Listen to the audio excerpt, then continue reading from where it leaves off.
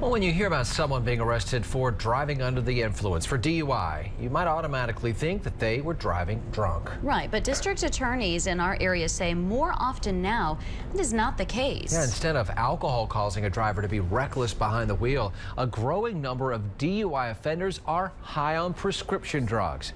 In fact, District Attorney Tony Clark said just 2 agencies still actually utilize a breathalyzer in his district. News Channel 11's Kylie McGivern spent months analyzing the problem, and tonight brings us a closer look at the changing face of DUI.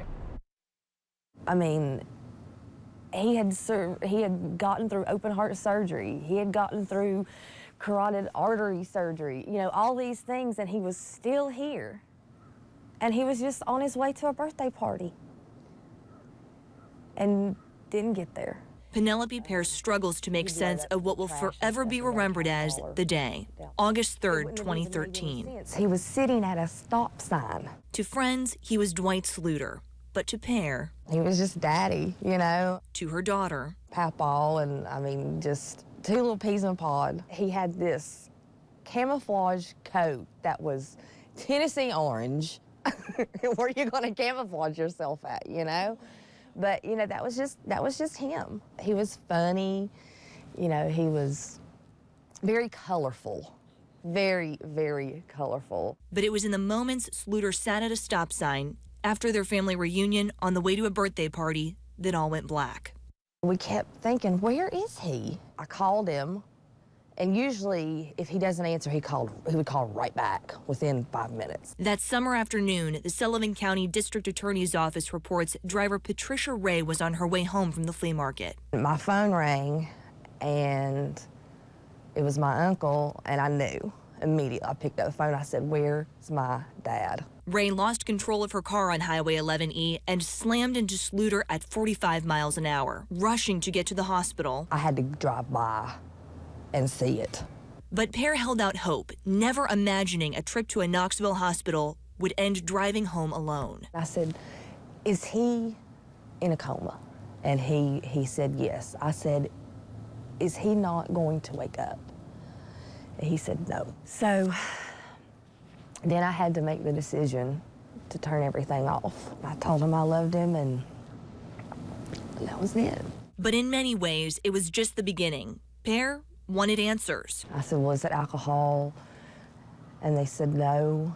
I said, "So it's pills, huh?" Several. The Tennessee Bureau of Investigation's official toxicology report lists oxycodone, trazodone, tramadol, and Benadryl among the drugs found in Ray's system. I mean, just this area we live in, it's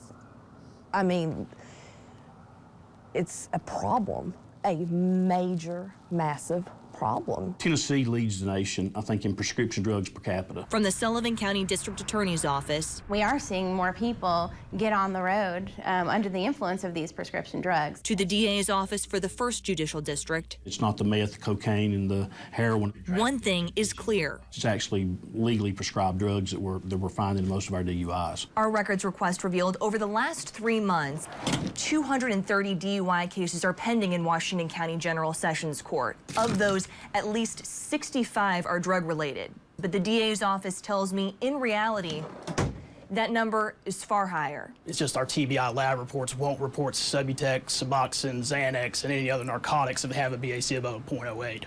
So it is rampant, there is a lot, and Xanax is the main culprit. In your professional opinion, how many would you say do involve drugs? 60 to 70%. DUI prosecutor Joe Schultz says that stems from the incredibly easy access to addictive prescription medication right in our region. Even 3 years ago, where you had 70–80% of our cases were alcohol-related only. In Sullivan County, I'm told prescription drugs are at minimum tied, if not more of a contributing factor in today's DUI cases. We have several defendants that will come through and say, well, I've got a prescription. That is not a defense in Tennessee. It wasn't enough to protect Ray, convicted 2 weeks ago of vehicular homicide in Sluter's death. If you're impaired by legal means or illegal means, or whether it's alcohol and drugs or just drugs, it doesn't matter. If you're impaired, you're impaired. Either way, One more person that decided to do something and somebody else has to pay for it. one woman's price, another man's family will continue to pay for the rest of their lives. pair told me it's not about moving past her father's death, but about moving forward. But there's still another hurdle to clear in that process. Though a jury convicted Ray of vehicular homicide, her sentencing isn't for another month, more than a year and a half since the crash.